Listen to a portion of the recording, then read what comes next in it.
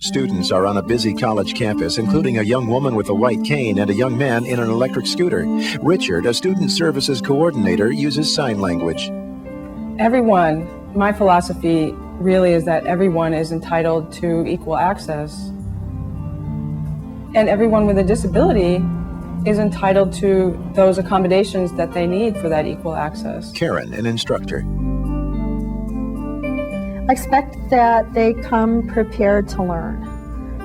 My job is to be exciting and to provide interesting lectures. Tim, a student. Well, my personal responsibility is to ask for what I think I need that will allow me to learn what the other students learn, and to show that I know what the other students know, and to perform what they perform. Building the team, faculty, staff, and students working together in an auditorium classroom.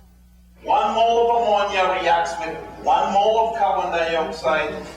Their goals are the same. Students want to learn. Professors want students to learn. For students with disabilities, a successful academic experience requires teamwork. Team members are students, faculty, and the staff that supports students with disabilities. I had a somewhat cavalier attitude that that a student with a disability was not going to be that much different. And that if I simply gave them positive feedback, that they would stunningly, immediately overcome their disability. And that was not realistic. I think what I learned was that I needed to really hear what they were saying and to be creative. My contacts with professors have been very positive, either one-on-one or working through some disability service offices. We've been able to reach agreements on, how to test, how to teach, and that kind of thing. They've been very accommodating when I've let them know what I need, and we've been able to work things out. Faculty and students have both rights and responsibilities. Disabled Student Services coordinators have the responsibility to assist them, to help create a three-way team. By working together, the team ensures the best educational experience for all students. What's up, how's it going? It's going good, yeah? A counselor talks to a student with no arms. Richard signs. I really work with both the faculty and the students, and I feel that they both really need to be involved. To really have a team working there, the faculty also needs to be involved. The faculty has an expertise that I don't, and they really need to be involved in that also. And so, it takes two to tango. It really takes everybody. It really requires everybody's full involvement to make the process work smoothly. And when the process works smoothly, everyone benefits. John. You're going to learn a lot from just interacting with students with disabilities. You're going to learn new ways of teaching. You're going to have a greater appreciation for the problems that students have in approaching difficult material in a course. And this will help you become a better teacher. With the interaction with faculty and student disability services, I've been able to study biochemistry as an undergraduate. So how does the process start? In college, it begins with the student. Under the Americans with Disabilities Act, or ADA, students with disabilities have the right to reasonable accommodations. The student has a right to accommodations. They have a right to equal access, not additional access beyond what a non-disabled student would have, but they have a right to equal access. Hi, Jeremy. Hey, good morning. Can I help you? Students with disabilities have to play an active role in claiming that right. Their first step is to contact the office that provides accommodations for students with disabilities, which is sometimes called Disabled Student Services, or DSS. They are coming to us with their documentation of what their disability is, and based on having that documentation, we then will set up what their accommodations are. It's the responsibility of the student, though, to self-identify with our office as to what they need for accommodations and to provide us with the documentation.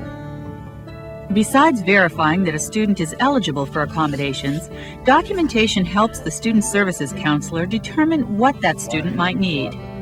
The counselor also spends time talking with students about specific accommodations. They'll talk about what accommodations a student may have used in the past, what kind of classes they're going to be taking in the upcoming semester or quarter, and what types of accommodations the student thinks they're going to need. And then the DSS officer will either supplement those accommodation requests if they feel that there's some other things that maybe the student hasn't tried that may be beneficial to them. They'll offer suggestions, and they'll come to a consensus.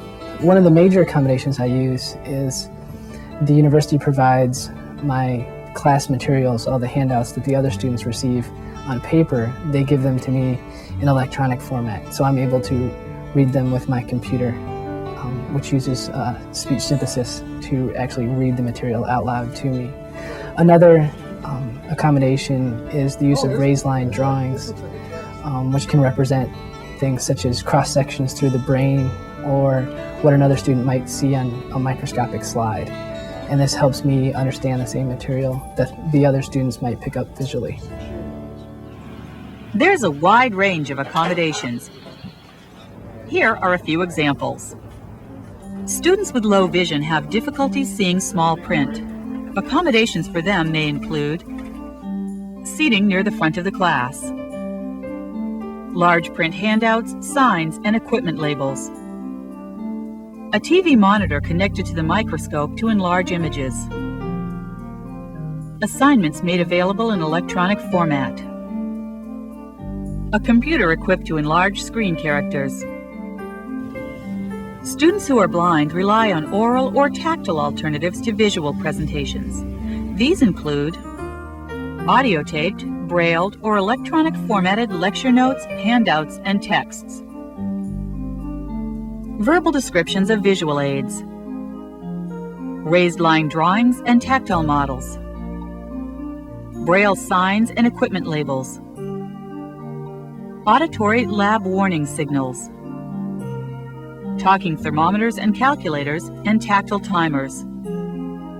A computer with optical character reader, speech output, Braille screen display, and Braille printer output. Students who are deaf or hard of hearing may benefit from visual alternatives. Accommodations may include an interpreter, real-time captioning, an FM system, and/or a note taker. Caption films and use of visual aids. Written assignments and lab instructions. A visual warning system for lab emergencies. Use of electronic mail for class and private discussions. Students with mobility impairments may request accommodations to make classrooms accessible. They may also request some of these accommodations: a note taker or assistant, and group lab assignments. Classrooms, labs, and field trips in accessible locations. Adjustable tables and lab equipment located within reach. Class assignments made available in electronic format. A computer equipped with speech input, Morse code, or alternative keyboards. People with health impairments may need flexibility in scheduling. They may also need some of these accommodations: a note taker, flexible attendance requirements, extended exam time, assignments made available in electronic format, use of email to facilitate communication. Some disabilities may not be apparent to others. These include learning disabilities, attention deficit disorder, psychiatric disabilities, and brain injuries. Accommodations for these disabilities are unique to the individual. These are examples of accommodations often used by students with learning disabilities. Note takers and/or audio taped class sessions. Extended exam time. Alternative testing arrangements. Visual, oral, and tactile instructional demonstrations. A computer with speech output, spell checker, and grammar checker.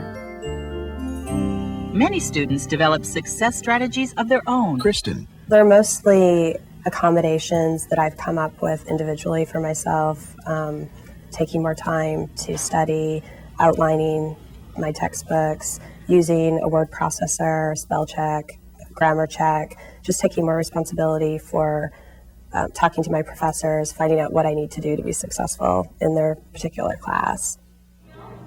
Taking that personal responsibility is essential for a successful college experience. Alyssa. When I first registered for the university, I remember when I was signing up for housing, there was a little box to check if you had a disability. So my parents and we checked the little box, and we thought that that's all we had to do to become registered. The student must request services from the appropriate office on campus. Once contacted, the Disabled Student Services staff may act as a liaison between the student and the faculty. They may send a letter notifying professors that the student is eligible for specific accommodations. The student is then expected to follow through with faculty, which might take some self-advocacy skills. On some campuses, staff may help students develop those skills. Deborah.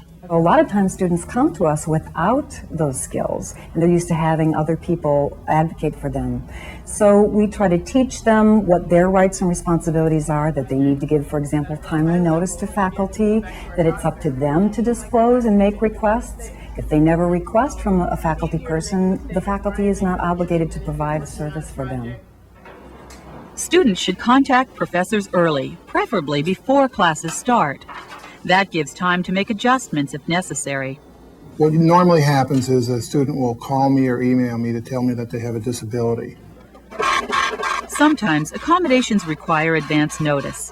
For example, books on tape or in Braille may have to be ordered. Melissa. I usually ask them, first of all, what textbooks they're using in the class so that I can get them in Braille or on tape.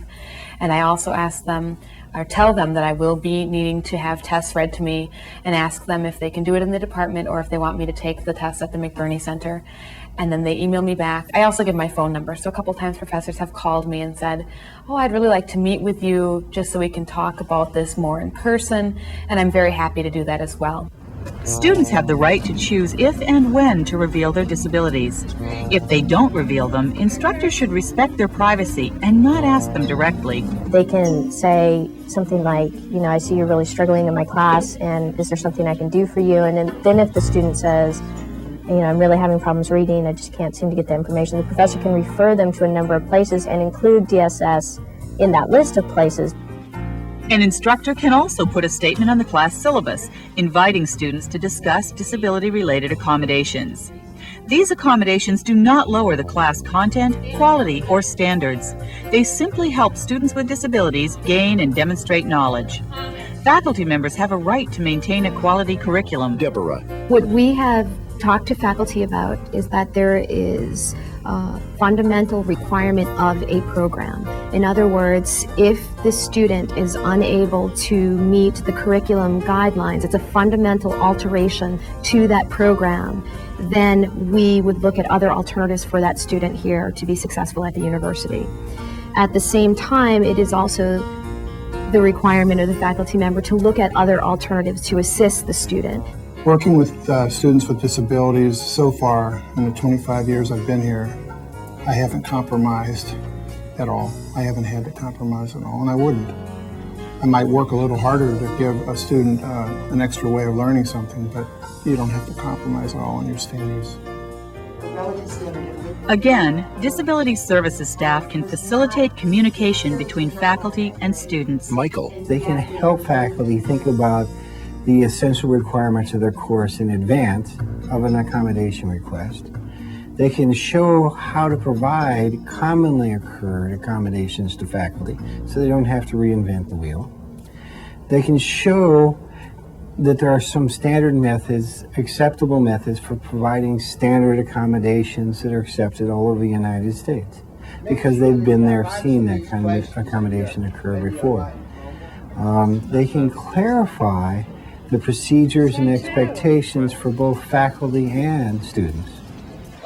Sometimes, in order to accommodate a student with a disability, a professor may have to make some adjustments in teaching style. All the students will benefit in the long run because I'm always learning, always working to try to figure out better ways of getting points across. Flexibility and communication are the tools needed for success. Cooperation between faculty, students, and service coordinators is the key to making it happen.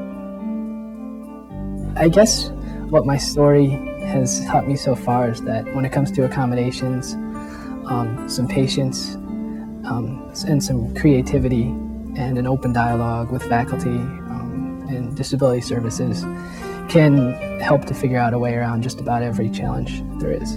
Black and white still images from this video flash by.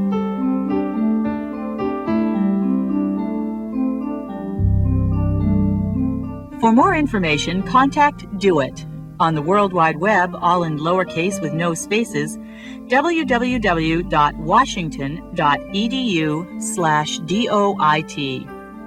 Phone, voice or TTY, area code 206-685-DOIT. Address, Do It, University of Washington, Box 354842, Seattle, Washington, 98195-4842. Director Cheryl Bergstaller, PhD. The content of this videotape was developed with funding from the U.S. Department of Education, Office of Post-Secondary Education, grant number P33A990042. However, that content does not necessarily represent the policy of the Department of Education, and you should not assume endorsement by the federal government. Copyright 2001, University of Washington. Additional narration by the Narrative Television Network.